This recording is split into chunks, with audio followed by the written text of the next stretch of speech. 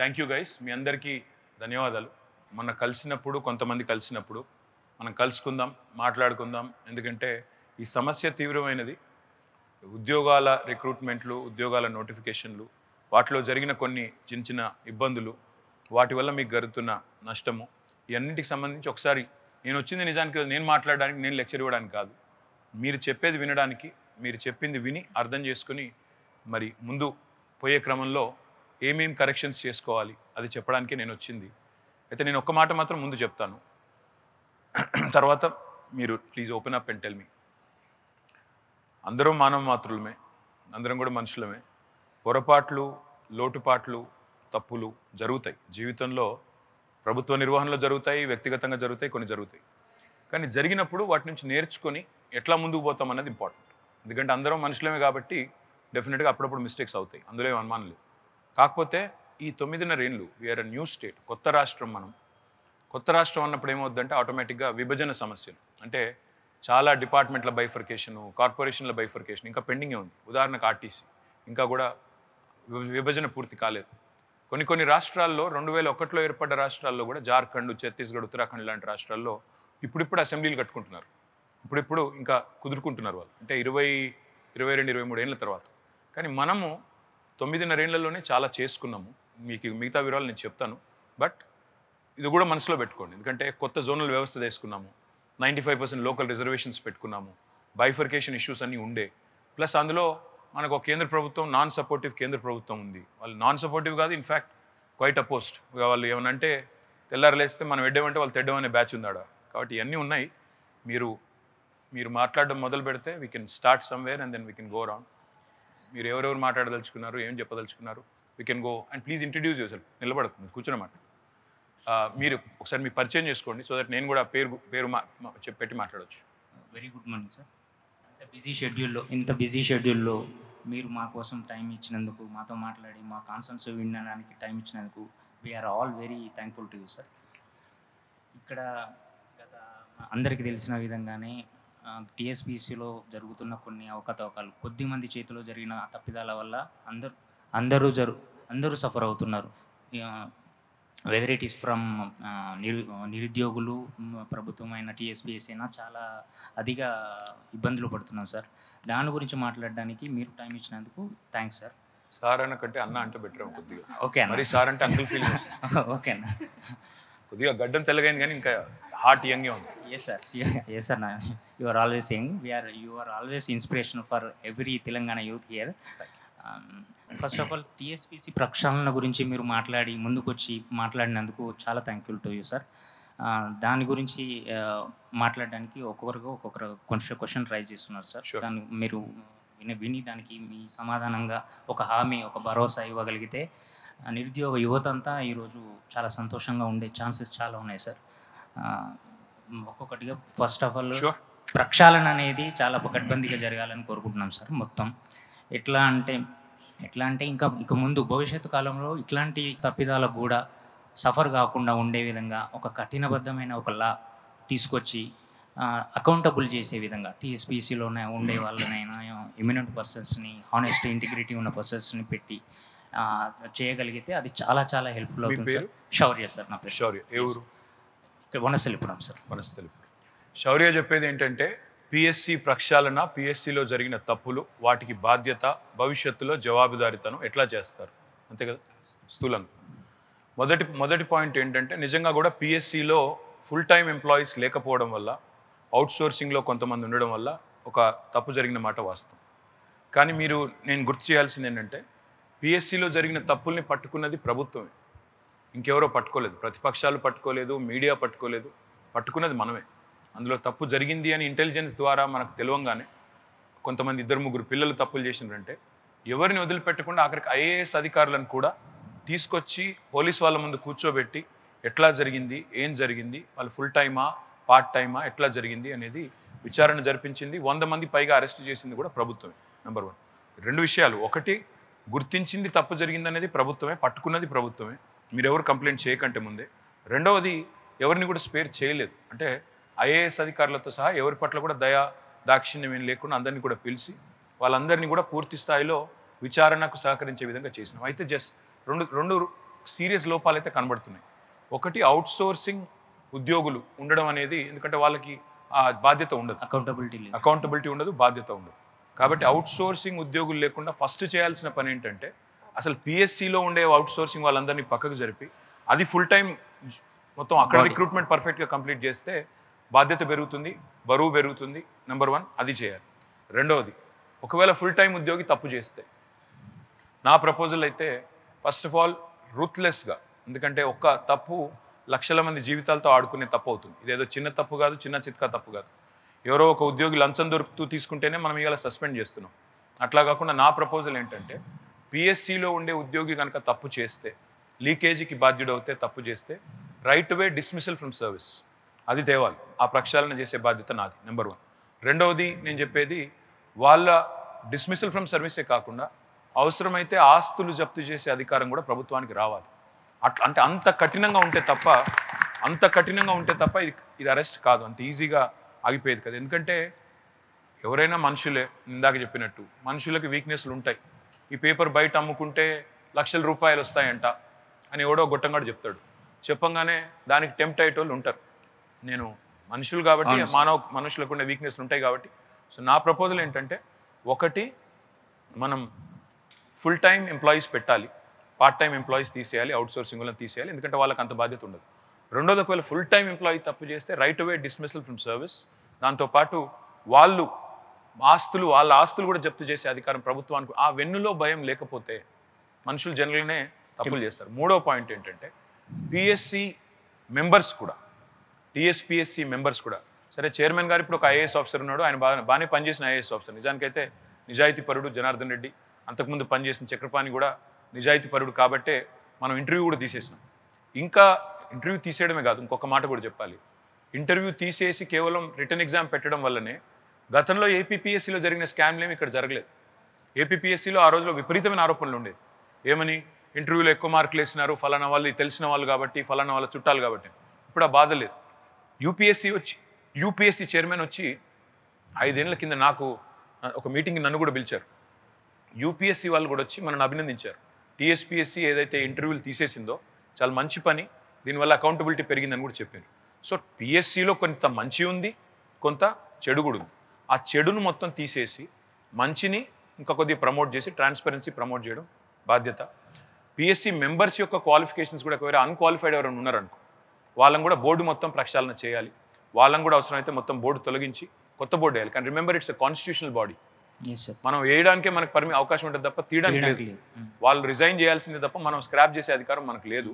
So నేను ఒక్కసారి దానికి కూడా అవసరమైతే చట్ట సవరణ చేయాలా, లేకపోతే ఎట్లా చేయాలి, అది కూడా లెజిస్లేషన్ తేవాల్సి వస్తే అది కూడా తెచ్చి గవర్నమెంట్కి ఆ విశేషాధికారం ఉండే విధంగా అవసరమైతే సందర్భాన్ని బట్టి ఇట్లాంటి విపత్కర పరిస్థితులు వస్తే, పిల్లల జీవితాలతో ఆడుకునే పరిస్థితులు వస్తే బోర్డును కూడా సమగ్రంగా రద్దు చేసే అధికారం కూడా అవసరమైతే గవర్నమెంట్కి దఖలు పరిచే విధంగా అవసరమైతే ఒక చట్ట సవరణ కూడా చేద్దాం.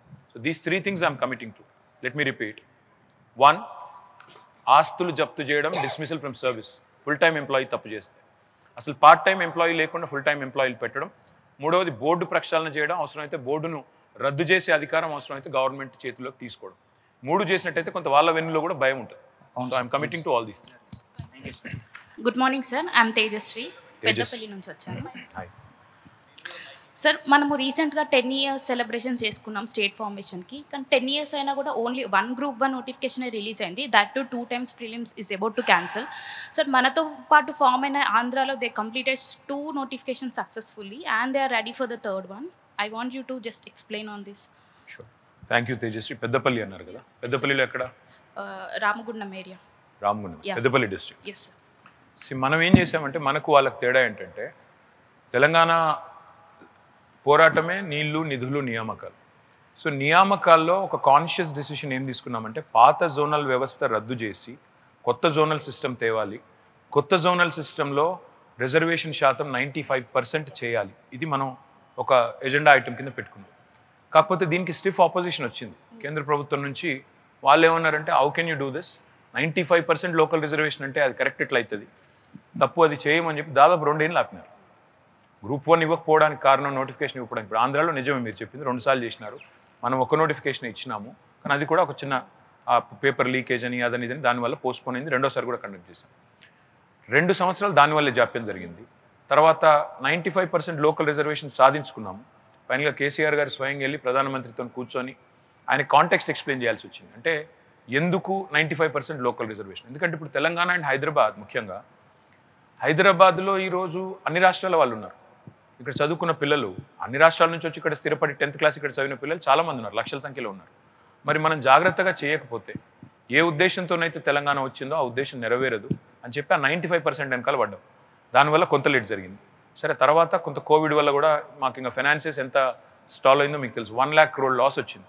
ఆ తర్వాత నోటిఫికేషన్ ఇచ్చినాము. మరి దురదృష్టం ఏంటంటే అందులో కూడా ఆ పేపర్ లీకేజ్ అంతా అవ్వడం, నిజానికైతే డెఫినెట్గా చేసి ఉండాలి. Only because of these 2 reasons అయింది. మూడో పాయింట్ ఏంటంటే మీరు చెప్పింది, గ్రూప్ 1కి మొదటిసారి రాసింది 3.5 లక్షల మంది, రెండోసారి రాసింది అంటే రెండోసారి ఎగ్జామ్ పెట్టినప్పుడు 2.3 lakhs రాసినారు. వాళ్ళది కూడా కొంత ఆందోళన ఉంది. అంటే నాకు ఇన్ఫ్యాక్ట్ మేము మొన్న కామారెడ్డి పోతే మా లీడర్ ఉన్నారు ఒక ఆయన, రామరెడ్డి గారు, వాళ్ళ అమ్మాయి నేను అక్కడికి వాళ్ళ ఇంటికి పోతున్నాను అని తెలుసుకొని హైదరాబాద్ నుంచి బయలుదేరి వచ్చింది. వచ్చి ఆ అమ్మాయి కూడా గ్రూప్స్కి ప్రిపేర్ అయింది. వచ్చి ఏమన్నా నువ్వు నాకు ఓటేస్తావా అంటే, గ్రూప్ 1 ఎందుకు ఇట్లా చేసినావు చెప్పు అన్నది మా లీడర్ బిడ్డ. అమ్మ వామ్మో ఇంత కోపం ఉందా నా మీద అని I explain the same thing to her. ఏం చెప్పినా అంటే, తల్లి ఇట్లా జరిగింది, 95% లోకల్ రిజర్వేషన్ సాధించడానికి కొంత టైం పట్టింది. ప్లస్ ఇంకొకటి కూడా చేసుకున్నాము తేజస్వి, ఏంటంటే మన జిల్లాలు పెంచుకున్నాం. మనం 10 జిల్లాల తెలంగాణ ఈరోజు 33 జిల్లాలు అయితే. ఇంకోటి జిల్లాల్లో కూడా ఎందుకు పెంచుకున్నామంటే, ఉదాహరణకి ములుగు భూపాలపల్లి ఉంది, లేదా మీ పెద్దపల్లి ఉంది, లేదా ఈ కొత్త జిల్లాలు ఏర్పడినవి ఏవైతే జరిగినాయో అందులో కూడా ఏం చూసినామంటే స్టేట్ పోస్టులు, జోనల్ పోస్టులు, డిస్ట్రిక్ట్ పోస్టులు, ఈ మూడింట్లో సీఎం గారు మాకు పదే పదే చెప్పింది ఏంటంటే, జనరల్గా ఎంప్లాయీస్ ఎవరైనా సరే పెద్ద సిటీస్లో ఉండడానికి ఇష్టపడతారు. హన్మకొండ, కరీంనగరు, లేదా వరంగల్, మన మహబూబ్ నగరు, నల్లగొండ, పాత జిల్లా కేంద్రాలు ఏవైతున్నాయో ఆడనే ఉండేందుకు ఇష్టపడతారు. ఇక ఛాన్స్ ఇస్తే మాత్రం అందరూ హైదరాబాద్నే ఉంటామంటారు, వాస్తవం చెప్పాలంటే. కాబట్టి కేసీఆర్ గారు అన్నది ఏంటంటే క్యాబినెట్లో, మనం ఈ చిన్న జిల్లాలని కొత్తగా ఎందుకు ఏర్పాటు చేసుకున్నాము? అడ్మినిస్ట్రేటివ్ కన్వీనియన్స్ కోసం ఏర్పాటు చేసుకున్నాం.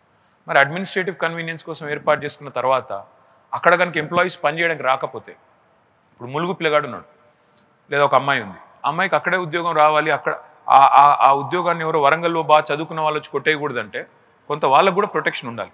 సో ఇవన్నీ చేసేసరికి కొంత టైం పట్టింది. But it is truly unfortunate, నిజంగా దురదృష్టకరం. ఆ పేపర్ లీకేజ్ అయిపోయి ఉంటే కనీసం మీరు చెప్పిన దానిలో 50% అన్న అచీవ్ చేసేటోళ్ళు. బ్యాడ్ లక్ ఏంటంటే పేపర్ లీకేజ్ కావడం, మళ్ళీ దాన్ని ప్రభుత్వమే పట్టుకున్న తర్వాత ఇప్పుడు మళ్ళీ దాన్ని ముందుకు తీసుకొని పోయే క్రమంలో ఉన్నాము. Hopefully will rectify it. తప్పకుండా జరిగింది, దానికి will make amends, will make sure. నేను మొన్న చెప్పాను, మళ్ళీ చెప్తున్నాను, మళ్ళీ మీకు కమిట్మెంట్ ఇచ్చేది ఈసారి 3 తారీఖు తర్వాత, డిసెంబర్ తర్వాత నేను అనుకున్నది చెప్తాను మనసులో. నేను అసలు మొదలు మీరు కలుస్తానికి వస్తాము మేము అశోక్ నగర్ నుంచి అంటే నేను అనుకున్నాను ముందు, వీళ్ళు వచ్చి ఏమైనా ధర్నా చేస్తారా, గొడవ చేస్తారా, ఎందుకంటే అసలే ఎలక్షన్ సీజను, మళ్ళీ మీరు వచ్చి లొల్లి పెట్టి నా మీద గొడవ చేస్తే ఇక మా సోషల్ మీడియాలో మమ్మల్ని కుమ్మేస్తారు. కాబట్టి అట్లా చేద్దామా, లేకపోతే సపరేట్గా నేనే December 4th రోజు వచ్చి అశోక్ నగర్ వెళ్ళి కూర్చుందామా అనుకున్నాను. ఎందుకంటే ఇప్పుడు నేను వచ్చి అశోక్ నగర్లో వచ్చి చేసిన మీరేమంటారు, ఓట్ల కోసం వచ్చిండు, ఎలక్షన్ కోసం వచ్చిండు అంటారు, నమ్మరు. అందుకే నేనేమనుకున్నానంటే December 4 తారీఖు నాడు, అంటే ఎలక్షన్ రిజల్ట్ తెల్లారి, అంటే నేను గెలుస్తాను, నాకు ఆ కాన్ఫిడెన్స్ ఉంది. December 4th నాడు నేను అనుకున్నది ఏంటంటే, వచ్చి అశోక్ నగర్లో మీతో పాటు కూర్చొని మీకు ఒక కాంక్రీట్ అష్యూరెన్స్, ఇప్పుడు నేను ఈరోజు చెప్తున్నదే అక్కడ చెప్దాం అనుకున్నాను. కానీ ఎప్పుడైతే మేము వచ్చి కలుస్తామో, అసలు మాకు చెప్పండి, ఏం జరిగింది చెప్పండి క్లియర్గా అన్నప్పుడు, అయితే ఒక అవకాశం అయితే నేను తీసుకుంటాను, చెప్పేది చెప్తాను. ఇక నమ్మడం నమ్మకపోవడం మీ చేతిలో ఉంది. ఎందుకంటే అల్టిమేట్గా you are the toughest bunch to convince. ఎందుకంటే మీరందరూ యంగ్స్టర్స్, మాలాగా ముసలోళ్ళు కాదు. మీకు కావాలనే వాళ్ళు తెల్లగడ్డం పెట్టుకున్నాను. యంగ్స్టర్స్కి ఎట్లుంటుందంటే, మీకు ఆఫ్కోర్స్ ఇన్బిల్ట్, ఇప్పుడు మీరే కదా నడిపింది, తెలంగాణ ఉద్యమాన్ని నడిపింది కూడా మీరే. తెలంగాణ ఉద్యమంలో లీడ్ చేసింది స్టూడెంట్స్, లాయర్స్, జర్నలిస్టులు, యంగ్స్టర్సే లీడ్ చేసింది. న్యాచురల్గా యాంటీ ఎస్టాబ్లిష్మెంట్ రేజ్ ఒకటి ఉంటుంది. అంటే anything status quo, youngsters typically are rebellious. I have 18-year-old son, so I know ఇది వద్దురా అంటే అది ఎందుకు వద్దు అంటాడు. న్యాచురల్ ఒక ప్రశ్నించే తత్వం, నిలదీసే తత్వం, అడగాలి, తెలుసుకోవాలి, లేదా అసలు ఇట్లా ఎందుకు ఉండాలి, స్టాటస్ కో అని ఛాలెంజ్ చేయడం, అది ఉంటుంది. సో అందుకే నేనేమనుకున్నానంటే, ఇప్పుడు నేను చెప్పే కాడికి నేను చెప్తాను, కన్విన్స్ చేసే ప్రయత్నం చేస్తాను. కానీ నేను మీకు ఇచ్చే మాట ఏంటంటే, December 4 తారీఖు నాడు నేనే వచ్చి కూర్చుంటాను మీతో పాటు అశోక్ నగర్లో. ఎందుకంటే ఈరోజు వేరు, December 3 నాడు మేము గెలిచిన తర్వాత తెల్లారి వేరు. ఆ రోజు నేను కూర్చుంటే ఓకే, గవర్నమెంట్ నెక్స్ట్ 5 years వీళ్ళు ఉంటారు, కాబట్టి వీళ్ళు చెప్పేది నిలబెట్టుకోవాల్సి వస్తుంది. అప్పుడు బాధ్యతతో చెప్పినట్టు అవుతుంది. ఇప్పుడు చెప్తే ఆశతో ఓట్ల కోసం చెప్పినట్టు ఉంటుంది. కాబట్టి నేను అనుకున్నది అది. But I promise you, what ever mistakes have happened, ఏవైతే తప్పులు జరిగినాయో వాటిని సరిదిద్దుకుంటాం, నిబద్ధతతో చిత్తశుద్ధితో పనిచేస్తాం. That is my promise. Thank you sir. Good morning sir. Hi. Sir, జనరల్గా ఇప్పుడు ఎవరైనా పొలిటీషియన్స్ ఏదైనా మిస్టేక్ జరిగితే వాళ్ళ మీదకి డైవర్ట్ చేయడం, దాన్ని వాళ్ళని వాళ్ళు సపోర్ట్ చేసుకోవడం చేస్తారు సార్. బట్ మీరు ఇంట్రడక్షన్ ఇచ్చేటప్పుడు మీరు ఒక పాయింట్ చెప్పారు సార్, గవర్నమెంట్ తరపు నుండి మిస్టేక్స్ జరుగుతాయి, మన తరపు నుండి మిస్టేక్స్ జరుగుతాయి, దాన్ని మనం రెక్టిఫై చేసుకుందాం అన్నారు. ఆ పాయింట్ చెప్పారు కదా సార్. మీ పేరు? లక్ష్మీకాంత్ సార్. మీరు రెక్టిఫై చేసుకుందాం అన్నారు కదా సార్. నిజంగా we are very happy for that sir. Sir నా క్వశ్చన్ వచ్చేసి ఏంటంటే సార్, ఇప్పుడు గ్రూప్ 1 ఫస్ట్ టైం జరిగినప్పుడు పేపర్ లీకేజ్ అయిపోయింది సార్. దాని తర్వాత సెకండ్ టైం కూడా గ్రూప్ 1 జరిగింది, ప్రిలిమ్స్ జరిగింది. అక్కడ బయోమెట్రిక్ ఇష్యూ జరిగింది సార్. బయోమెట్రిక్ ఇష్యూ విషయంలో హైకోర్టు మన ఎగ్జామ్ని క్యాన్సిల్ చేసేసింది, మళ్ళీ బెంచ్ కూడా క్యాన్సిల్ చేసింది సార్. దాన్ని మళ్ళీ గవర్నమెంట్ లాయర్ వచ్చేసి సుప్రీంకోర్టులో మళ్ళీ పిటిషన్ వేసారు సార్ దాన్ని బట్టి. సో ఆ ఇష్యూని మీరు ఎలా సార్ట్అవుట్ చేస్తారు సార్? అంటే ఇక్కడ మన దేశంలో జ్యుడిషియరీ, నేను I have utmost respect for judiciary Lakshmikant. న్యాయ వ్యవస్థ మీద మనం, ఎందుకంటే అల్టిమేట్గా గవర్నమెంట్ తప్పు చేసినా, ఎగ్జిక్యూటివ్ తప్పు చేసినా, 4 pillars ఆఫ్ డెమోక్రసీ అంటారు కదా, government, executive, legislature, judiciary, 4th estate, media is a 4th pillar. So న్యాయ వ్యవస్థ అనేది అందరికీ అల్టిమేట్ ఫాల్ బ్యాక్ రిసార్ట్. ఎందుకంటే ఒక సామాన్యుడికి నష్టం జరిగినా, గవర్నమెంట్కి కూడా నష్టం జరిగినా మేము అల్టిమేట్గా పోయేది కోర్టుకి. ఎందుకంటే కోర్టు అనేది దేశంలో మనం తయారు చేసుకున్న చట్టాల ఆధారంగానే వాళ్ళు తీర్పులు ఇవ్వాలి. మీరు అన్నట్టు గ్రూప్ 1 మళ్ళీ రెండోసారి కండక్ట్ చేసిన తర్వాత ఆ బయోమెట్రిక్ విషయంలో ఏదైతే వివాదం వచ్చిందో దానివల్ల కోర్టు ఇంటర్వ్యూన్ అయింది. కొంతమంది కోర్టుకి పోతే ఇంటర్వ్యూన్ అయింది. మేము దాన్ని ఛాలెంజ్ చేస్తున్నాం. ఛాలెంజ్ చేసి మేమేమంటున్నామంటే, తప్పు మొదటిసారి జరిగింది కాబట్టే రెండోసారి పెట్టింది పకడ్బందీగా పెట్టాము. మళ్ళీ పిటిషన్ వేసి మేము ఛాలెంజ్ చేస్తున్నాం సుప్రీంకోర్టులో. ఎందుకు అంటే దానివల్ల కనీసం మళ్ళీ మూడోసారి ఇంకోసారి రాయాల్సిన అవసరం లేకుండా పిల్లలు ఎవరైతే వచ్చి హాజరై ఎంత కష్టపడి రెండోసారి చదివి ఎవరైతే అటెంప్ట్ చేసినారో వాళ్ళకి మళ్ళీ ఒకసారి ఆ హెడేక్ హ్యాసిల్ ఉండకూడదు అనేది ట్రై చేస్తున్నాం. అవసరమైతే సుప్రీంకోర్టులో we'll engage one of the best lawyers in the country. అంటే కొంతమంది ప్రైవేట్ వాళ్ళు ఉంటారు, మన గవర్నమెంట్ లీడర్సే కాకుండా బయట వాళ్ళు ఉంటారు, హైలీ వాళ్ళు ఎక్కువ బాగా ఛార్జ్ చేస్తారు, కానీ సీనియర్స్ ఉంటారు, ముకుల్ రోహత్గి లాంటి వాళ్ళు, ఇంకా కొంతమంది ఉంటారు, కపిల్ సిబల్ లాంటి వాళ్ళు. అవసరమైతే వాళ్ళ సర్వీసెస్ కూడా తీసుకుంటాము. కానీ డెఫినెట్గా దాన్ని ఛాలెంజ్ చేయాల్సిందే, చేస్తేనే న్యాయం జరుగుతుందని నేనైతే అనుకుంటున్నాను. మీరు తప్పు నుంచి నేర్చుకున్నారు, ఏం నేర్చుకున్నారు అన్నారు. తప్పు నుంచి నేర్చుకున్నాం కాబట్టి గ్రూప్ 1 రెండోసారి కండక్ట్ చేసినప్పుడు మనం ఆ గతంలో జరిగిన తప్పులు, ఆ పేపర్ లీకేజ్ విషయంలో జరిగిన తప్పు ఈసారి జరగకుండా చూసుకున్నాము. అందుకే ఈసారి ఆ కంప్లైంట్ రాలేదు ఎక్కడ కూడా. నేను మళ్ళొకసారి గుర్తు చేస్తున్నాను, గ్రూప్ 1 పేపర్ లీకేజ్ మొదటిసారి అయినప్పుడు కూడా పట్టుకుంది ఎవరో కాదు, డైరెక్ట్గా ఇంటెలిజెన్స్ నుంచి. నిజానికైతే గవర్నమెంట్ చాలా సందర్భాల్లో ఏం చేస్తారంటే, వేరే గవర్నమెంట్లు అయితే they will brush it under the carpet, చెప్పరు. తప్పు జరిగిందని తెలిసినా చెప్పకుండా తోసిపుచ్చే ప్రయత్నం చేస్తారు. కానీ మేము దాచుకోలేదు, బద్నాం అవుతామని తెలుసు, దాచుకోలేదే. ఎందుకంటే ఇది లక్షల మంది భవిష్యత్తుతో ముడిపడ్డ సమస్య. ఇది పర్మనెంట్ సొల్యూషన్ ఏంటి అంటే, ఇప్పుడు నేను చెప్పింది మెంబర్స్ నుంచి మొదలు పెడితే, టీఎస్పీఎస్సీ ఎంప్లాయీస్ నుంచి మొదలు పెడితే అందరినీ కూడా మనం పూర్తి స్థాయిలో అకౌంటబుల్ చేయగలగడం. అట్లా చేసినప్పుడు ఆటోమేటిక్గా ఓవరాల్గా భవిష్యత్తులో కూడా ఇబ్బంది లేకుండా జరుగుతుంది. ఏం పేరు తమ్ముడు? నా పేరు శ్రవణ్ కుమార్ సార్. శ్రవణ్, ఎక్కడ శ్రవణ్? బెల్లంపల్లి సార్ నాది. బెల్లంపల్లి. సార్, అంటే భవిష్యత్తులో మన ఉద్యోగ నియామకాల క్యాలెండర్ ప్రకటిస్తారా? శ్రవణ్, నేను ఒక మాట చెప్పాలి, క్యాలెండర్ అన్నారు కాబట్టి. ఇప్పుడు మా ప్రతిపక్షాలు నిన్న ఏదో క్యాలెండర్ అనౌన్స్ చేసినట్టున్నాయి, కానీ ఆ క్యాలెండర్ ఒకసారి చూడండి. ఫెబ్, మార్చు, ఏప్రిల్ 1 విడుదల. ఏప్రిల్ 1 విడుదల, ఇంకా అంతకంటే ఎక్కువ చెప్పను నేను. ఏప్రిల్ 1 ఎలక్షన్ నోటిఫికేషన్ ఉంది సార్. కాదు, సెంట్రల్ గవర్నమెంట్. ఏప్రిల్ 1 విడుదల అంటే తెలుసు కదా, ఏప్రిల్ 1 తెలుసు కదా ఏంటిదో, అంతకంటే ఎక్కువ నేను చెప్పను. కానీ నేను అనేది ఏంటంటే, ఒకటేమో పార్లమెంట్ ఎన్నికలు ఉన్నాయి, రెండోది ఇప్పుడు మీకు మా మీద కోపం ఉందని తెలిసి ఆ కోపాన్ని ఛానలైజ్ చేసుకోవాలి, వాడుకోవాలి అనేది ఆరాటం. నా రిక్వెస్ట్ మీతో ఏంటంటే, నేను డిసెంబర్ 4 నాడు మీ దగ్గరకు వస్తాను, అశోక్ నగర్లో కూర్చుంటాను. మీరు బాధ్యులైన అధికారులను కూడా మొత్తం చీఫ్ సెక్రటరీతో సహా తీసుకొచ్చే ప్రయత్నం చేస్తాను. చేసి let us come to an understanding ఎట్లా చేయాలి. దాని ఆధారంగానే, మీ ఫీడ్బ్యాక్ ఆధారంగానే జాబ్ క్యాలెండర్ రూపొందిస్తాం. నేను ఇప్పుడు గాల్లో లెక్కలేసి ఎలక్షన్లో ఓట్లు ఉన్నాయి కాబట్టి జాబ్ క్యాలెండర్ అని ఈరోజు చెప్పి మళ్ళీ 4th రోజు ఇంకో మాట చెప్పను. 4th రోజు మీ దగ్గరకు వచ్చిన తర్వాత నేను బాధ్యులైన అధికారులు, జిఏడి కానీ చీఫ్ సెక్రటరీ కానీ వాళ్ళందరినీ రిక్వెస్ట్ చేసి తీసుకొని వస్తాను. వచ్చిన తర్వాత మీతో కూర్చొని మీరు మాకు చెప్పండి, ఇగో ఇట్లా స్టాగర్ చేయండి. ఎందుకంటే సీఎం గారు అసెంబ్లీలోనే చెప్పారు.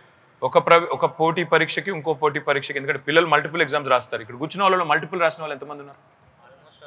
Almost all. నా రిక్వెస్ట్ ఏంటంటే మీతో కలిసి కూర్చున్నది రూపొందిస్తాను. ఎందుకంటే అందులో మధ్యలో ఎలక్షన్ కోడ్ ఉంది, మోడల్ కోడ్ ఆఫ్ కండక్ట్ ఉంది. నేను ఇక మిమ్మల్ని అనవసరంగా ఇప్పుడు ఓట్ల కోసం నేనేదో డ్రామాలాగా చెప్పి తప్పించుకునేటోని కాదు. What I say today I deliver on 4th December. నేను వస్తాను, మీ దగ్గర కూర్చుంటాను. కూర్చొని let us come to an understanding. అదే రోజు చేయగలుగుతామా జాబ్ క్యాలెండర్, లేకపోతే 4 రోజుల తర్వాత చేయగలుగుతామా అనేది పక్కన పెడితే, ఆ మొత్తం ఎలక్షన్ హర్డిల్ అనేది లేకుండా, పార్లమెంట్ ఎన్నిక అనే హర్డిల్ లేకుండా జాబ్ క్యాలెండర్ రూపొందించి అనౌన్స్ చేస్తాము. మీ ముందే మీ మద్దతుతోని, మీ సమ్మతితోనే చేస్తాం. కొత్త జిల్లాలు ఏర్పాటు చేశారు కదా సార్. అవును. సో దాంట్లో అదనంగా పోస్టులు ఏమైనా పెరిగే అవకాశం ఉంటుందా? క్యాడర్ స్ట్రెంత్ ఏమైనా? గ్రూప్ 2లో ఒక 1000 పోస్టులు పెంచే అవకాశం ఉంది అని మన వాళ్ళు చెప్తున్నారు. అది పెంచుదాం, అది డెఫినెట్గా పెంచుదాం. ప్లస్ డిఎస్సి విషయంలో కూడా కొంత అసంతృప్తి ఉంది. ఏంటంటే 13,000 జాబ్స్ అన్నారు, 5,000కే నోటిఫికేషన్ ఇచ్చారన్నారు. సో అది కూడా పెంచే ఆలోచన కూడా చేస్తాం. ఎందుకంటే ఈ రెండు కూడా గ్రూప్ 2 అండ్ డిఎస్సి. డిఎస్సి వాళ్ళకు ఒక రిక్వెస్ట్. ఇప్పుడు మేము అసలు టీచర్ రిక్రూట్మెంట్ చేయలేదని మాట్లాడుతున్నారు కొంతమంది. వాస్తవం ఏంది?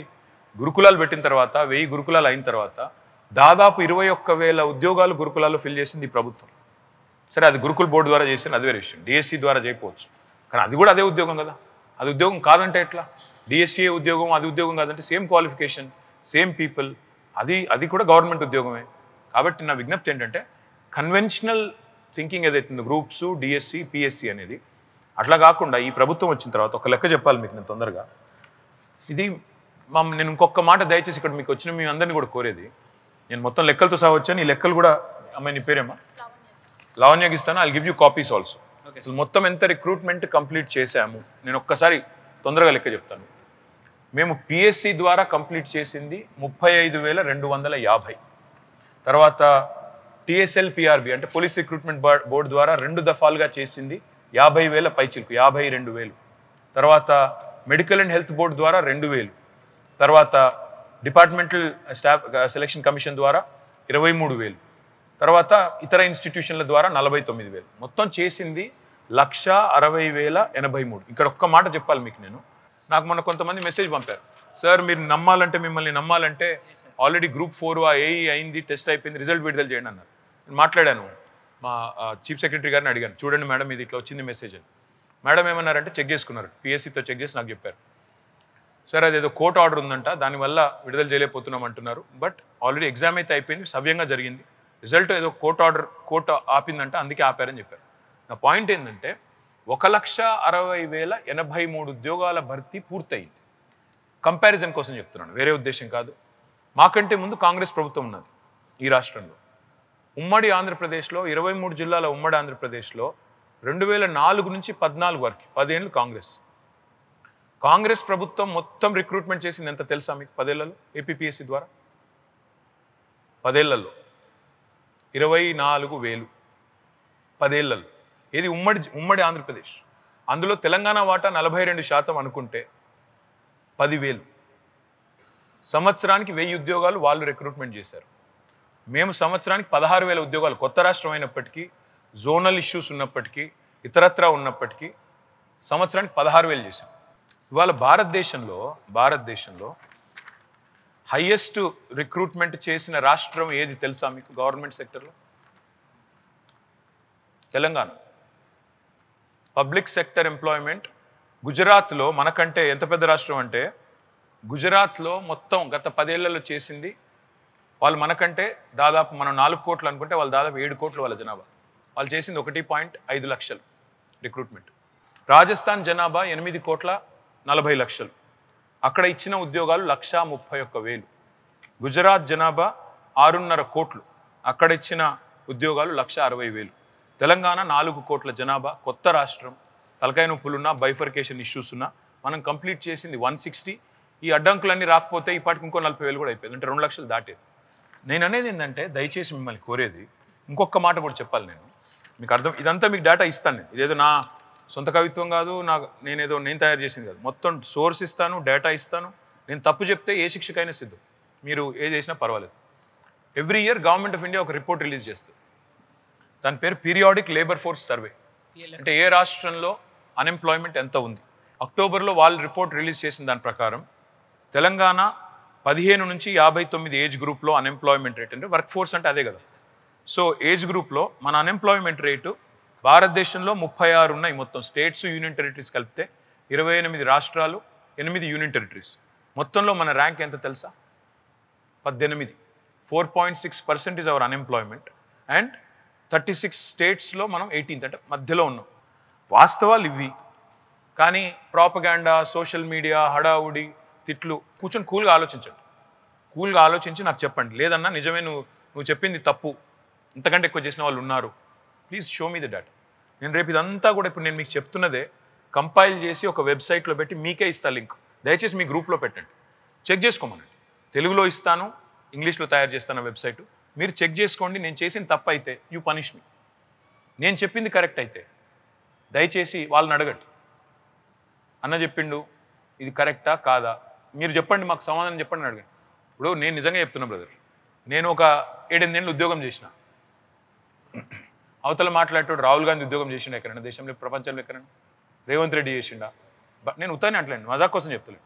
ఉద్యోగం చేస్తే ఇంటర్వ్యూలకు అపియర్ అయితే దాని బరువు ఏందో, బాధ్యత ఏందో, పరీక్ష రాస్తే దాని కథ ఏందో మాకు తెలుసు. నేను పోటీ పరీక్షల్లో నేను మొత్తం ఆల్ ఇండియా ఎంట్రన్స్ రాసి ఎంఎస్సీ చదివిన బయోటెక్నాలజీ పూణే యూనివర్సిటీలో. జీమాట్ రాసి న్యూయార్క్లో పోయి ఎంబీఏ చేసిన. తర్వాత ఇంటర్వ్యూలు అపియర్ అయ్యి నేను ఉద్యోగం సంపాదించుకున్నాను. నాకు మా అయ్యే చెప్పలే, అమ్మ చెప్పలే, ఎవరు సిఫారసు చేయలే, నా అంతటి నేనే సంపాదించుకుని ఇవన్నీ. కాబట్టి నాకు కొద్దిగా బరువు ఉంది, బాధ్యత ఉంది. నేను మాట్లాడే మాటల్లో నాకు తెలుసు ఆ కష్టం. ఇప్పుడు ఇలా మా మీద మాట్లాడేటోడు ఒక్కడన్నా ఒక పరీక్ష రాసినోడా, ఒక ఉద్యోగం చేసినోడా? ఏది పడుతుంది మాట్లాడచ్చు, మనది కాకపోతే కాశీ దాకా దేకొచ్చేమో. నా రిక్వెస్ట్, మీరు నేను చెప్పేది తప్పైతే మమ్మల్ని పనిష్ చేయండి. ఓపెన్ చెప్తాను. నేను చెప్పేది తప్పైతే మమ్మల్ని శిక్షించండి. మాకంటే ఎక్కువ రిక్రూట్మెంట్ చేసిన ప్రభుత్వం, రాష్ట్రం భారతదేశంలో ఎక్కడన్నా ఉంటే I'm ready for any challenge. Sir నా పేరు లావణ్య, నిజామాబాద్ డిస్ట్రిక్ట్ సార్. అన్న గుడ్ మార్నింగ్ అన్న. ఒక నిమిషం, ఇక్కడ అమ్మాయి మాట లావణ్య మాట, ఒక్క నిమిషం. Sir Nizamabad district sir. ఎక్కడ నిజామాబాద్లో? ఆర్మూర్ ఎర్గట్ల మండల్ సార్. సార్ ఇప్పుడు మనకి ఎడ్యుకేషన్ మెయిన్ ఇంపార్టెంట్గా ఒక ఏరియా డెవలప్ అవ్వాలి అని అంటే, సో కేసీఆర్ గారు అయితే ఎడ్యుకేషన్ అంటే బాగానే చేశారు, అంటే ఫుడ్, హాస్టల్స్ అవన్నీ బాగానే ఉన్నాయి కదా. నేను కూడా చిన్నప్పటి నుంచి అట్లానే చదువుకున్నాను సార్ సోషల్ వెల్ఫేర్లో. అయితే అశోక్ నగర్ చాలా మంది గ్రామీణ ప్రాంతాల నుంచి వస్తారు కదా సార్, అంటే డబ్బులు ఉండి లేక, ఫుడ్ ఉండి లేక అట్లా చదువుకుంటారు కదా. ఇప్పుడు వాళ్ళు వర్క్ ఫర్ మంత్ 6,000 7,000 పెట్టుకొని ఉండాలంటే ఉండలేరు కదా సార్. సో అక్కడున్న వాళ్ళకి ఏమైనా అకామిడేషన్ గవర్నమెంట్ ద్వారా ప్రొవైడ్ చేయడం కానీ. దానికంటే బెటర్ చెప్పను. ఇప్పుడు మీరు నిజామాబాద్ నుంచి వచ్చి హైదరాబాద్కి వచ్చి ఎందుకు చదవాలి? ఎందుకంటే ఇక్కడ స్టడీ సెంటర్లు ఉన్నాయి, మెటీరియల్ ఉంది, ఎట్సెట్రా ఎట్సెట్రా. ఇక్కడ మంచి టీచర్స్ ఉన్నారని వస్తారు.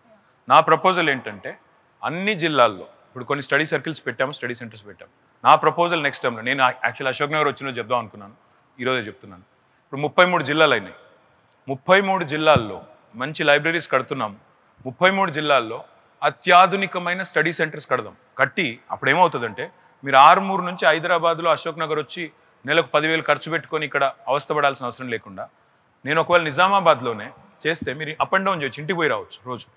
నన్ను అడిగితే ఎవ్రీ సింగిల్ డిస్ట్రిక్ట్, నిజామాబాద్ కావచ్చు, కొత్తగా ఏర్పడ్డ కామారెడ్డి కావచ్చు, లేదా ములుగు కావచ్చు, భూపాల్పల్లి కావచ్చు, నా ప్రామిస్ మీ అందరికీ, నా అష్యూరెన్స్ మీ అందరికీ ఏంటంటే, ప్రతి జిల్లా కేంద్రంలో ఒక అత్యాధునికమైన అంటే నా ఉద్దేశం, మీరు సిరిసిల్లాలో మన లైబ్రరీ కట్టాం. అక్కడ ఏం చేసినా అంటే, ఆ లైబ్రరీలో సీనారాయణ రెడ్డి గారి పేరు మీద లైబ్రరీ కట్టి అందులో proper internet connectivity, so that మీకు కావాల్సిన రిసోర్సెస్ అన్నీ ఆన్లైన్ దొరికే రిసోర్సెస్ కానీ, లేదా యూట్యూబ్ లెక్చర్స్ కానీ, లేదా ఈ పాఠాలు ఒకవేళ ఎవరైనా అశోక్ నగర్లో పాఠం చెప్పినా మీకు బ్రాడ్కాస్ట్ చేసేటట్టు ఆ ఫెసిలిటీ నేను క్రియేట్ చేస్తాను. నా రిక్వెస్ట్ ఏంటంటే, ఇది కాకపోతే నేను మళ్ళీ అబద్ధం చెప్పను, ఓవర్ నైట్ చేయలేను, కొంత టైం పడుతుంది. 9 నుంచి 12 నెలలు పడుతుంది. ఎందుకంటే బిల్డింగ్లు కట్టాలి, ఇవన్నీ తేవాలి, ఇన్ఫ్రాస్ట్రక్చర్ పెట్టాలంటే 9 నుంచి 12 నెలలు పడుతుంది. చేస్తే ఈ అశోక్ నగర్ మీద లోడ్ కూడా తగ్గుతుంది. ఇప్పుడు అశోక్ నగర్లో జరిగే ఆందోళనలో కొంత ఎందుకుంది అక్కడ అంత అన్రెస్ట్ అంటే, మిస్ఇన్ఫర్మేషన్ ఎక్కువ తిరుగుతుంది, ప్రాపగాండా ఎక్కువ జరుగుతుంది. చేసినా కొన్ని చేయలేదన్నట్టు మాటలు, జరిగిన వాటిని కొంత మిస్ఇన్ఫర్మేషన్ కూడా జరుగుతుంది. కాబట్టి కొంత డీసెంట్రలైజ్గానే జరిగితే మీకు కూడా వాస్తవాలు తెలుస్తాయి, మీకు కూడా ఈ ఖర్చు తప్పుతుంది, వ్యయ ప్రయాసాలు కూడా తప్పుతాయి. So I promise you 1 year లోపల ప్రతి జిల్లా కేంద్రంలో, కొత్త జిల్లా కేంద్రంలో ఆధునికమైన స్టడీ సర్కిల్ కట్టించి మీకు అందులో కావాల్సిన మెటీరియల్, కావాల్సిన ఇన్ఫ్రాస్ట్రక్చర్ క్రియేట్ చేసే బాధ్యత నాది. అన్న నా పేరు కృష్ణ. హాయ్ కృష్ణ. నాగర్ ఏ కర్నూలు ఊరు? డిస్ట్రిక్ట్ నుంచి వచ్చాను. ఆర్కన్. అన్న ఇక్కడ గ్రూప్ 2 ఎగ్జామ్ ఉంది కదా అన్నది, అది ఎగ్జామ్ రిక్రూట్మెంట్ పూర్తయ్యేసరికి ఎక్కువ సమయం తీసుకుంటుందన్న. 2016 నోటిఫికేషన్ తీసుకున్నా కానీ ఇప్పుడు మీరు టీఎస్పీఎస్సీని ప్రక్షాళన చేస్తామని అంటున్నారు కదన్న. ఇది ప్రక్షాళన జరిగి ఎగ్జామ్ పెట్టి రిక్రూట్మెంట్ పూర్తయ్యేసరికి సమయం ఎంత పడుతుందన్న దానికి? టీఎస్పీఎస్సీ ఏదైతే ఆల్రెడీ ఆన్ గోయింగ్ జరుగుతుందో అది ఫస్ట్, అది ఇట్స్ కంటిన్యూస్ ప్రాసెస్, అది నడవని. ఎక్కడో దగ్గర we have to draw line. ఇంకో ఇది ఇక్కడ ఈ జరిగేది జరగాలి, ఆ కంటిన్యూటీ ఉండాలి. మళ్ళీ కంటిన్యూటీ దెబ్బతినకూడదు. మనం చేసే నిర్ణయం వల్ల ఆల్రెడీ జరిగిన ఎగ్జామ్లు అయితే రిజల్ట్స్ ఇవ్వాలి, ఆన్ గోయింగ్ ప్రాసెస్లో ఉన్న వాటిని కంప్లీట్ చేయాలి. దానివల్ల కంటిన్యూటీ దెబ్బతినకుండానే జాగ్రత్తలు తీసుకొని చేద్దాం. గ్రూప్ 2కి మరి ఇప్పుడు ఎగ్జాక్ట్గా ఎప్పుడు నెక్స్ట్ ఎప్పుడు వస్తుందనేది నాకు ఈ నిమిషానికి ఆన్సర్ లేదు. బట్ నేను చెక్ చేసి చెప్పమంటే చెప్తాను, ఎప్పుడు వస్తుంది, ఏం జరుగుతుంది అనేది చెప్తాను. ప్రతిపక్ష పార్టీల వాళ్ళు 1 ఇయర్లో మొత్తం రిక్రూట్మెంట్ పూర్తి చేస్తామని చెప్తున్నారు కదన్న. 1 ఇయర్లో ఇప్పుడు అట్లా అంటే కర్ణాటకలో రాహుల్ గాంధీ గారు పోయి ఏం చెప్పారు, 2 లక్షల ఖాళీలు ఉన్నాయి, 100 రోజుల్లో నోటిఫికేషన్లు ఇస్తామన్నారు. ఇప్పుడు 120 రోజులు అయింది, నోటిఫికేషన్ వచ్చిందా? తెలుసుకోండి. నేనేమంటున్నా, మీరు చదువుకున్న పిల్లలు, మీరు ఎవరో పొలిటీషియన్ వచ్చేదో చెప్పంగానే తొందరపడకండి. కర్ణాటకలో రాహుల్ గాంధీ గారు 100 రోజుల్లో నోటిఫికేషన్లు ఇస్తానన్నారు. మీరు చెక్ చేస్తాడు. ఇప్పుడు నేను చెప్పింది తప్పని మీరు అనుకుంటే, నేను పొలిటికల్గా మాట్లాడుతున్నాడు అనుకుంటే, యూ గో బ్యాక్ గూగుల్, ఈ రిపోర్ట్ తీసుకొని కావాలంటే నేను ఇస్తాను. ఆయన మాట్లాడిన మాటలు ఉన్నాయి. వాళ్ళ గవర్నమెంట్ వచ్చి 120 రోజులైంది, ఈ రోజు వరకు ఒక నోటిఫికేషన్ రాలి. ఇప్పుడు ఏం చెప్తున్నారు తెలుసా కొత్తగా? డైరెక్ట్గా వాళ్ళ గవర్నమెంట్లో ఏం చెప్తున్నారంటే డబ్బులు లేవు, డెవలప్మెంట్ వర్క్లకు డబ్బులు లేవు. నెంబర్ 1, ఎందుకంటే అన్ని పంచి పెడుతున్నాము, డబ్బులు లేవు. రెండోది ఏం చెప్తున్నారు, 2 లక్షల ఉద్యోగాలు అంటే ఫేజ్డ్ మేనర్లో పోతాము, నోటిఫికేషన్లు ఒకసారి ఇవ్వము, ఎందుకంటే ఆర్థిక భారం పడుతుంది. ఇప్పుడే నేను చెప్పాను మీకు, మన దగ్గర శాలరీస్ అండ్ పెన్షన్స్కి 40% పోతుంది బడ్జెట్. ఒకటేసారి 2 లక్షల ఉద్యోగాలు చేస్తే ఇవన్నీ చెప్పడానికి ఓట్ల కోసం, ఓట్ల ముందు ఆపద మొక్కులు బ్రదర్ ఇవి. మన దగ్గర ఇంకొక మాట చెప్పాలి, నేను మర్చిపోయాను. మన దగ్గర ఇంకొక మాట, టోటల్ వేకెన్సీస్ ఈరోజు భారతదేశంలో చూస్తే కర్ణాటకలో 2,55,000 వేకెన్సీలు, మహారాష్ట్రలో 2,37,000 వేకెన్సీలు, గుజరాత్లో 1.56, రాజస్థాన్లో 1,00,000 పైచిలుకు, బీజేపీ వాళ్ళు 2.5 లక్షలు అంటున్నారు, ఛత్తీస్గఢ్లో 1,00,000 పైచిలుకు, తెలంగాణలో 42,000. ఎందుకంటే ఇప్పుడే నేను చెప్పినట్టు ఓవరాల్గా 5 లక్షలు అనుకుంటే, ఆ 5 లక్షల్లో ఆల్రెడీ ఎంత అయింది, ఎంత 1.6 మనమే చేసాం. అది కాకుండా 42 ఆర్ ఇన్ ప్రాసెస్, అవి ఎగ్జిస్టింగ్ వేకెన్సీస్. రేపటి రోజున ఎన్ని రిటైర్మెంట్లు అవుతాయి, ఎంత రిక్రూట్మెంట్ చేయాలి, మ్యాచ్ చేయాలి. సంవత్సరంలో 2 లక్షలు నింపుతానని చెప్తున్నారు. ఎక్కడి నుంచి ఉందా లెక్క? నాకు తెలుసు మీ టెలిగ్రామ్ గ్రూప్స్, మీ వాట్సాప్ గ్రూప్లు, మీ ఫేస్బుక్ దానిలలో విస్తృతమైన ప్రచారాలు జరుగుతున్నాయి. అందులో ఏది నిజమో ఏది అబద్ధమో మీరు ధృవీకరించుకుంటే మంచిది. మై హంబల్ రిక్వెస్ట్ యూ, ఒకసారి చెక్ చేసుకోండి. దాని నిజంగానే హేతుబద్ధత ఉందా, నిజంగా బేస్ ఉందా, బేస్లెస్గా మాట్లాడుతుండ్రా. కోపం ఉంటుంది బ్రదర్, నేను అంటున్నా కదా, ఇప్పుడు మీకు హార్ట్ బర్న్ ఉంది, కడుపు మంట ఉంది, అరే మాకు ఇంత జరుగుతుంటే ఏం రెస్పాన్స్ లేదు అనే ఫీలింగ్ ఉంది. కానీ అందులో ఆవేశంలో ఆలోచన కోల్పోవద్దు, ఆవేశంలో విచక్షణ కూడా కోల్పోవద్దు. అది నిజమా కాదా ధృవీకరించే పరిస్థితి ఉండాలి కదా. గుడ్ మార్నింగ్ అన్న, Raju, Zaheerabad constituency. Hi. TSPSC board ప్రక్షాళన చేయడానికి మీకు ఇంకా ఎంత సమయం పట్టొచ్చు? బోర్డు ప్రక్షాళన అంటే ఇందాక నేను చెప్పింది మీరు విన్నారో లేదో, బోర్డు వేయడం వరకే మన చేతిలో ఉంటుంది, రాజీనామా చేయించాలి తప్ప వాళ్ళకి వేరే మార్గం లేదు. సరే వాళ్ళంతా నామినేటెడ్ మెంబర్స్, ఒక చైర్మన్ గారు మాత్రమే కాన్స్టిట్యూషనల్గా ఆయనకి ఆ సెక్యూరిటీ ఉంది. ప్రక్షాళన అంటే నా ఉద్దేశం ఉన్న మనుషుల్ని తీసి కొత్త మనుషులు పెడతాం కాదు. ప్రక్షాళన అంటే ఫుల్ టైం ఎంప్లాయీస్ని పెట్టడం, వాళ్ళ జవాబుదారీతనాన్ని పెంచడం, దాంతోపాటు పిఎస్సిలో కూడా క్వాలిఫికేషన్స్ పెట్టడం. అంటే మెంబర్గా ఉండాలంటే మినిమం క్వాలిఫికేషన్ ఏమి ఉండాలి, చైర్మన్ కావాలి అంటే ఏం చేసి ఉండాలి, గతంలో ఏదన్నా రిక్రూట్మెంట్ చేసి గతంలో ఇలాంటి పని చేసిన వాళ్ళైతే ఎక్కువ కొంత బాధ్యతతో చేస్తారు. సో ప్రక్షాళన అంటే ఉన్న 5-6 తీసేసి కొత్త 5-6 తెస్తే సరిపోదు. టోటల్ బోర్డు రీవ్యాంప్, బోర్డులో అవుట్ సోర్సింగ్ ఉద్యోగులను తొలగించి ఫుల్ టైం వాళ్ళని పెట్టాలి. Good afternoon sir. Hi sir, question పేపర్స్లో రాంగ్ క్వశ్చన్స్ డిలీట్ అవుతున్నాయి కదా, గ్రూప్ 4లో 7 క్వశ్చన్స్ డిలీటింగ్, అట్లా మార్పు రావాలి. తర్వాత ఎగ్జామ్కి ప్రతి అభ్యర్థి ప్రిపేర్ అయ్యేలాగా కొంచెం టైం కేటాయించాలి దానికి. ఇప్పుడు ఎగ్జామ్ టు ఎగ్జామ్ గ్యాప్ అని మీరు ఏదైతే చెప్పారో అది ఆల్రెడీ జాబ్ క్యాలెండర్తో ఆ సమస్య పోతుంది. ఎందుకంటే క్లియర్గా డేట్ ఇచ్చి ఫలానా రోజు ఇది ఫలానా రోజు ఇది స్టాగర్ చేయాలి. ఒకటేసారి రాకుండా స్టాగర్ చేస్తే అది ఆటోమేటిక్గా అయిపోతుంది. ఎగ్జామ్ పేపర్లలో తప్పులు వచ్చేది ఏదైతే మీరు చెప్పారో అది నిజంగా కూడా చాలా దయనీయం. అది రావడం అనేది తప్పట్లు. సో ఇప్పుడు నేను చెప్పిన ప్రక్షాళనలో అది కూడా ఒక భాగం. అంటే చేసేదేదో పకడ్బందీగా నేను ఒప్పుకుంటాను, అయినాయి, ఇవి కూడా అయినాయి. కాకపోతే పకడ్బందీగా చేసి అర్హత గల వ్యక్తులకు అప్పచెప్తే రిక్రూట్మెంట్ అనేది అది కూడా జరుగుతుంది. నిరుద్యోగుల నుంచి మాదొక రిక్వెస్ట్ సార్. అంటే ఆలస్యమైనాయి కదా sir exams. So group 1, group 2, group 3 exams ఉన్నాయి కదా, గ్రూప్ 4 వరకు ఏమైనా పోస్టులు పెంచే ఛాన్స్ ఉందా సార్? ఇప్పుడు అంటే ఆల్రెడీ రిలీజ్ చేసిన నోటిఫికేషన్స్కి లేదు. గ్రూప్ 2 ఒకటి 1000 పోస్టులు పెంచే అవకాశం ఉంది అన్నారు. అది డెఫినెట్గా చేసుకోవచ్చు. ఏమంటారు? అంటే ప్రజెంట్ ఉన్న అరౌండ్ 780 ఉన్నాయి సార్ గ్రూప్ 2. అంటే అరౌండ్ 1000 చేస్తారా, లేదంటే అడిషనల్గా చేయవచ్చు అని చెప్పారు నాకు. ఇంకో 1000 అడిషనల్గా 1000 చేయవచ్చు, యాడ్ చేయవచ్చు అని చెప్పారు. సో అది చేస్తాం. ఇంతకుముందు 2019 మేనిఫెస్టోలో నిరుద్యోగ భృతి అన్నారు కదా, అది కూడా ఇంప్లిమెంట్ చేయలే కదా. అంటే ఇది నమ్మడానికి వాళ్ళకి చెప్పండి అట్లా అని, వాళ్ళు నమ్మడానికి మీరు ఏం హామీ ఇస్తారో, భరోసా ఇస్తారో వాళ్ళకు నిరుద్యోగ భృతి చెప్పడం అని కాదు. మీ పేరేమన్నారు? సందీప్ ఎక్కడ? తొర్రూరు. సందీప్ అడిగేది ఏంటంటే నిరుద్యోగ భృతి, అన్ఎంప్లాయ్మెంట్ అలవెన్స్ ఎందుకు చేయలేదు? అన్ఎంప్లాయ్మెంట్ అలవెన్స్ ఎందుకు చేయలేదు అంటే నిజానికి చేయాలనుకున్నాము, 3016 ఏదో పెట్టినట్టున్నాము, కానీ చేయలేదు. ఎందుకు అంటే నిజానికి ఈసారి రుణమాఫీ చేయడానికే డబ్బులు సరిపోలేదు. ఇంకా కూడా ఇప్పుడు రుణమాఫీ దాదాపు 70-75% అయింది, ఇంకో 20% చేయాలి. కరోనా వల్ల 1 lakh crores నష్టం వచ్చింది తమ్ముడు. 1 lakh crores అంటే ఒక స్టేట్ గవర్నమెంట్కి ఒకవైపు ఏమో సంక్షేమం ఆగొద్దు, రైతు బంధు ఆగొద్దు, ఫ్రీ కరెంట్ ఆగొద్దు, మళ్ళా కళ్యాణ లక్ష్మి ఆగొద్దు, షాదీ ముబారక్ ఆగొద్దు, 46 లక్షల మందికి పెన్షన్ లాగొద్దు, ప్రసూతులైతే కేసీఆర్ కిట్ లాగొద్దు. ఇంత పెద్ద లోడ్ ఉంది సంక్షేమ పథకాలకు.